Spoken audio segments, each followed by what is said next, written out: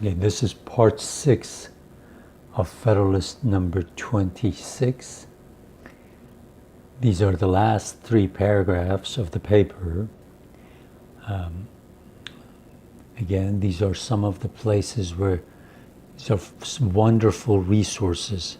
cspan.org, loc.gov, for libraryofcongress.gov, Teaching American History, National Constitution Center, National Archives. You can have access to a lot of resources, a lot of educational videos, a lot of author talks, a lot of exhibits that you can watch and learn from. I highly recommend these websites.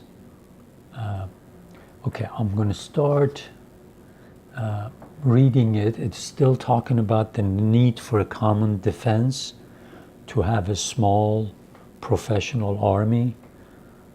What they didn't want was a standing army in time of peace, but Hamilton here says we have to have a small army to defend ourselves against aggression, against insurrections, against invasions. And we got to a point that he says in this new constitution that we want you to adopt, we have a provision, we have a part in there that says the military can only get money every 2 years, or no longer than 2 years.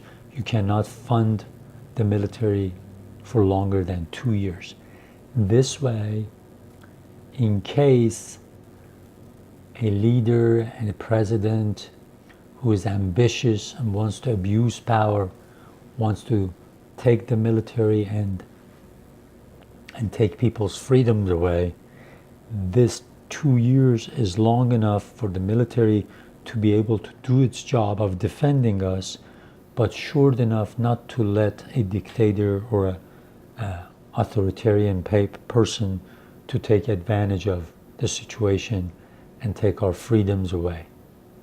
And he said over and over that any way you look at it, you're not going to be able to corrupt the people in the Congress. You can't corrupt all of them. Then you can't corrupt your state legislatures. So there are lots of checks that will keep ambitious people from taking this, even thinking about abusing their power. So let me start reading here. Let me start to read this thing. If such suppositions could even be reasonably made, still the concealment of the design for any duration would be impracticable. It would be announced by the very circumstance of augmenting the army to so great an extent in time of profound peace. Augmenting the army means adding more troops, enlarging the army. What colorable reason could be assigned to a country so situated for such vast augmentations of the military force? It is impossible that people could be long deceived, and the destruction of the project and of the projectors would quickly follow the discovery. In other words, people are going to be found out if they are trying to do something unethical, illegal, if they're going to do something with the army, using the army to take people's rights away. So he says we'll always be on the watch. We are not going to let this happen. It has been said that the provision which limits the appropriation of money for the support of an army to the period of 2 years would be unavailing, because the executive, when once possessed of a force large enough to awe the people into submission, here means all the people into submission, in case an executive, a president, can actually get a large enough army to scare people into submission. He's even saying that if such a thing happens, would find resources in that very force sufficient to enable him to dispense with supplies from the acts of legislature. Let's say if there is a tyrannical president that somehow gets a hold of a large army, Hamilton is saying that the critics are saying that this person, then he won't need to come and ask for money from the Congress. He can just go with that money, plunder, and take people's money by force and keep the army on the field. But the question again recurs, upon what pretense could he be put in possession of a force of that magnitude in time of peace? If we suppose it to have been created in consequence of some domestic insurrection or foreign war, then it becomes a case not within the principle of the objection, for this is leveled against the power of keeping up troops in time of peace. Few persons will be so visionary as seriously to contend that military forces ought not to be raised to quell a rebellion or resist an invasion. Here, visionary doesn't mean the same thing we think about it today. It means people who are having visions, people who are daydreaming, people who would be crazy. Said you won't find somebody that crazy to say that you don't need to raise an army when you're being invaded.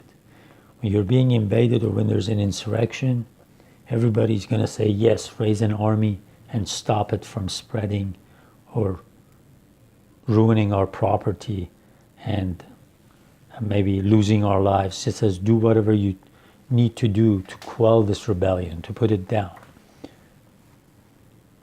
And if the defense of the community under such circumstances should make it necessary to have an army so numerous as to hazard its liberty, this is one of those calamities for which there is neither preventive nor cure. It cannot be provided against by any possible form of government.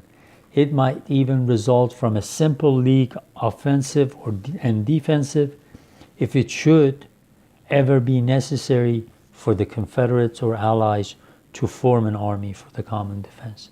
He says then there are certain things that you have to do, and you can't be scared and think about what if this happens, what if that happens, what if somebody takes over the army and violates the rights of the people. He says there will come a point that you just have to trust your people, your constituent. Yes, some of them are going to be corrupted, but not everybody. So he says we can't continuously talk about this, because at some point we have to be realistic enough to say that you need to trust people, because for the most part they'll do the right thing. But in this Constitution we have put prohibitions, provisions, things that will keep our rights safe, because we have the idea of checks and balances, division of power, judicial independence. We've got regular elections. All of these will make sure that we do not lose our freedoms. But it is an evil infinitely less likely to attend us in a united than in a disunited state. Nay, it may be safely asserted that it is an evil altogether unlikely to attend us in the former situation. It is not easy to conceive a possibility that dangers so formidable can assail the whole Union as to demand a force considerable enough to place our liberties in the least jeopardy, especially if we take into our view the aid to be derived from the militia, which ought always to be counted upon as a valuable and powerful auxiliary. But in a state of disunion, as has been fully shown in another place, the contrary of this supposition would become not only probable, but almost unavailable. So he says all these negative things that you're telling us might happen in the Union, if we stay disunited, it'll even be worse. So the best case scenario is for us to unite, stay powerful, combine our resources, and make our lives better, might make posterity's, future generations' lives better. At the same time, be on the alert and be strong enough that none of the foreign governments that are surrounding us will be crazy enough to invade us. Just make sure you check these out. They're really, really good for you.